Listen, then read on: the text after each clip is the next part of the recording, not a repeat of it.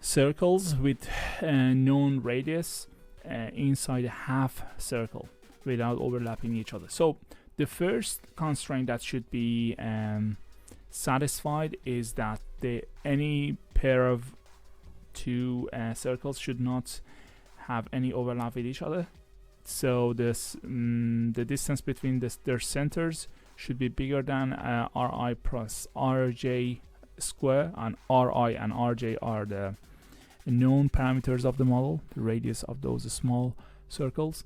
And also they should not be out of the circle.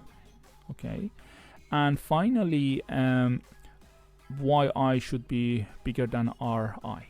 Okay, so in order to see how can we code it in Python, I will show you quickly how we can do it. Okay, so first of all, as before, we have to import the required packages: Pyomo, Matplotlib, and NumPy, and then we define the abstract. So here you can see that we have a set I, we have a set j, which is the alias of set I, parameter r. We have to give the model the radius of each small circle, and also we have some variables, decision variables are x, y, and radius. So x can be between 0 and, for example, a big number. 15 is a big number for this purpose, and initialize it with some number. And also y can be initialized as 4, but the bound for yi is between Ri and 15. Okay, so and the radius is a bigger bound has been chosen for radius. And also we can say, okay, if I is less than j, then this constraint should be satisfied. So and then we can everything is defined here. So there is another constraint telling us that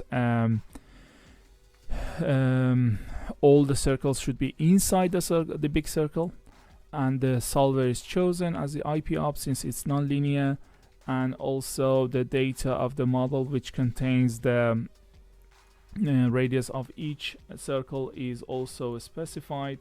So you can see the data file here. Okay, and once we you can change the radius of each circle, that should be fine. And also finally you can plot the results at the end. So I run the model, the whole model, and check the results for you. Okay, so you can see here that the results are obtained here.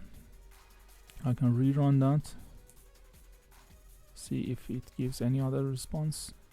Okay, so it is solving, and the minimum radius is this number.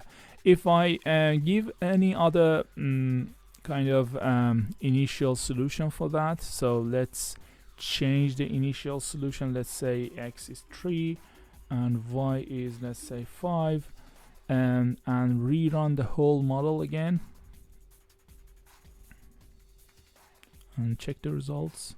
Okay, you can see that it gives you another answer. Okay, so since the problem is non-linear, then it is expected to be sensitive to the initial value you assign to your variables. Okay, so by changing the initial value, you can see the objective function is changed.